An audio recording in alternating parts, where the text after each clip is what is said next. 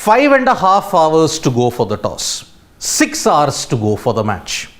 India versus Australia in the Women's World T20 semi-final is one of the biggest events that is happening today. We all know that the India men's team have gotten a big lead against Australia in the Border Gavaskar Trophy. We know that the India men's team have dominated Australia in most formats for the past couple of seasons. But it is an entirely different picture when it comes to the women's format. The Southern Stars, the Australia women's cricket team, they are one of the greatest sporting teams that are present on planet Earth at this point in time. 7 ODI World Cups, 5 T20 World Cups. Doesn't get any better than this. They are redefining dominance in a way that no other nation on planet Earth has been doing in this current era. You look at the batting depth, the bowling depth, Australia are odds-on favourites coming into this encounter against India. The semi-final journey for these two has been a little contrasting. Australia dominant, winning all 4 games. India winning 3 out of the 4 with their 1 loss against England by 11 runs. But they could have been in trouble. They could have been in trouble against Ireland, because had the rain not come, Ireland were only 5 runs behind the DLS method. And they had a very nervy start against Pakistan. It needed something special from Richa Ghosh and Jemima Rodriguez to ensure that India did not slip up against Pakistan. Against the West Indies, they struggled towards the end, but they managed to get over the line. Australia, no such problems. Big wins against Sri Lanka, big wins against New Zealand and against South Africa have ensured that they are the team to beat in this encounter. But if there is one team where Australia can suffer a mini collapse or they can be beaten, it is actually India. I will tell you the reasons why. Yes, the overall head-to-head picture that is there for India versus Australia and T20Is is not promising at all. Out of the 30 games that Australia and India have played, 22 have been won by Australia. 7 have been won by India and 1 was a no result. But these 7 wins that India have had actually have come at a very important time in their history. Why is that? Because out of those 7 wins that India have had against Australia, 2 have actually come in the World Cup. And such was the wins at that point in time that Australia could not win against India for close to 3 years in a T20I in the World Cups, because they had beaten India, because India had beaten Australia in 2018, and then in the first game of the 2020 T20 World Cup, Australia were beaten yet again. So at one point in time, their head-to-head record was actually very similar. Not many teams have managed to do that. And there is one more reason why I say that India can have that edge against Australia. Why is that? In 2022, the Southern Stars had dominated the entire cricketing landscape, be it the ODI World Cup, be it the T20 format. What was the one loss that they suffered? It was against India. Agreed, that one loss came via a super over, but a loss is still a loss. India were the only team to beat Australia in a T20I format in 2022. So based on that slight, you may say a silver lining in a dark cloud, we can perhaps go into that phase. And remember, when it comes to streaks, India have done a lot of harm to Australia, be it the men, be it the women.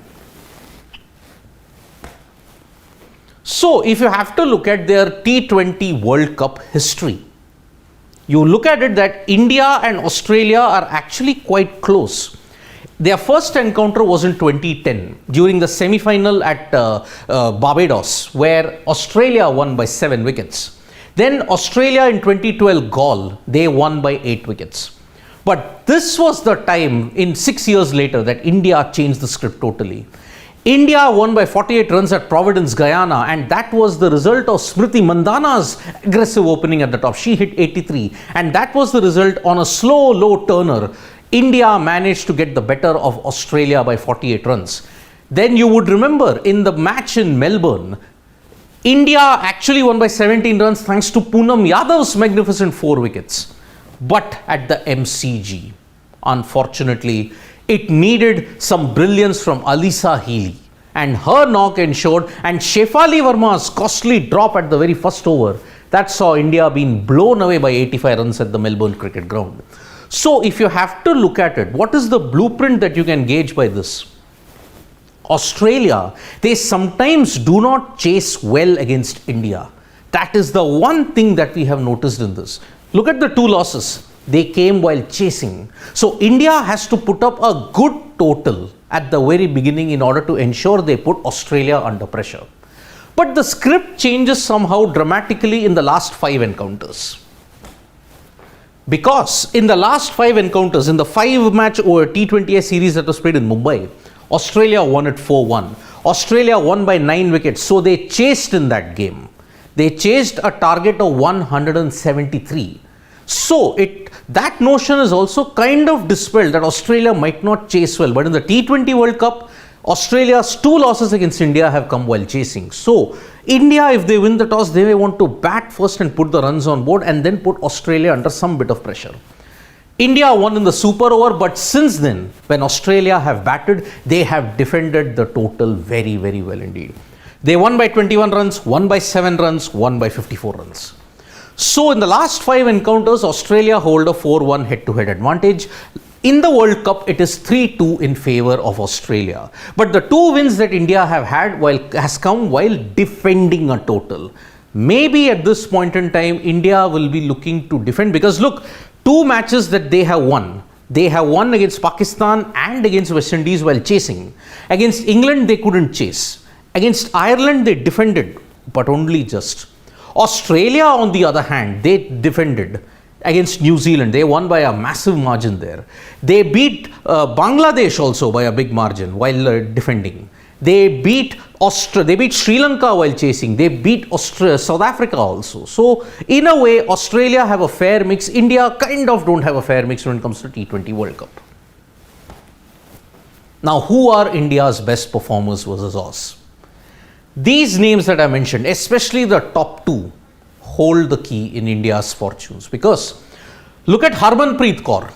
Harmanpreet Kaur may be averaging only 28 and a strike rate is 109, but you cannot ignore her for the impact that she has against Australia.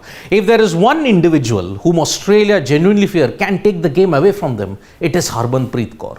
Remember 2017 semi-final stage, same moment, same occasion, when Indian cricket has been continuously been defeated by Australia, it was Harmanpreet Kaur who stood up and played one of the greatest innings that we ever witnessed.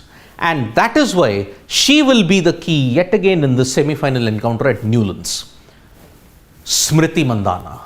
Now you have to understand that if Australia get Mandhana cheaply, then they have almost come to terms with the way how India's batting can collapse because Mandhana was the key factor in 2018 that saw India beat Australia for the first time in a T20 World Cup. So Smriti Mandhana will be the key in this contest, and remember, she showed her form during the match against Ireland. Tough conditions with the wind blowing. She labelled it as one of the toughest knocks that she's played, but her 87 was the key in ensuring that Ireland could not get to a good total, and that is why they fell behind by 5 runs in the DLS method. Mandhana, her left-hand batting will be the key in this encounter. Deepti Sharma. Now remember, if Australia were pushed to the limit in those T20 series, it was Deepti Sharma. She stayed till the end and she scored 54 in the last match. Although India lost it, she showed that India still has depth in the batting. Yes, Deepti Sharma may not have gotten much chances in this T20 World Cup, but if given the chance, she can do well. But the key player who can be a difference maker, Richa Ghosh. It was Richa Ghosh's exploits in that 5-match series that saw India at least take the second game to a super over. It was Richa Ghosh's batting, and it is her batting currently. Yes, 10 matches, 190 runs, 31.6 and a strike rate of 137.6. Look at the strike rates and Richa Ghosh and Smriti Mandhana. That 137.6 and 131 strike rate will be the key. Remember, if Australia are put under pressure immediately, it will have to be thanks to Smriti Mandhana. And if Australia are blown away at the death, Richa Ghosh will be the key. And remember, Richa Ghosh in this T20 World Cup alone has had an average of 122. Average had a strike rate is a staggering 140.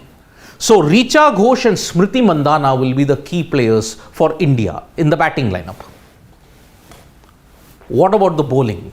Here, Deepti Sharma will be the key because she's taken 21 wickets and she has the best economy rate apart from Renuka Singh. 7.3 against Australia. Renuka Singh, 9 wickets in 10 games.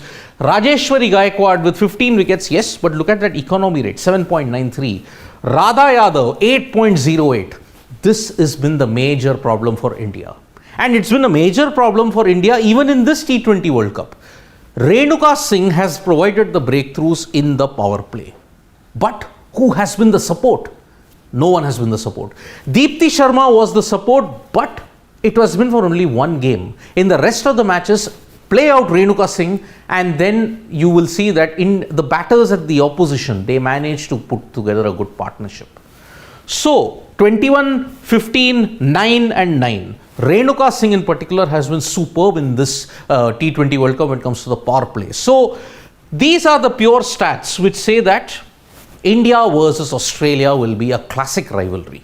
And yes, this match will be very, very important because if India win against Australia, then they come a big step closer to winning the World Cup for the first time. Remember, England, Australia, West Indies, these are the only teams to have won the T20 World Cup.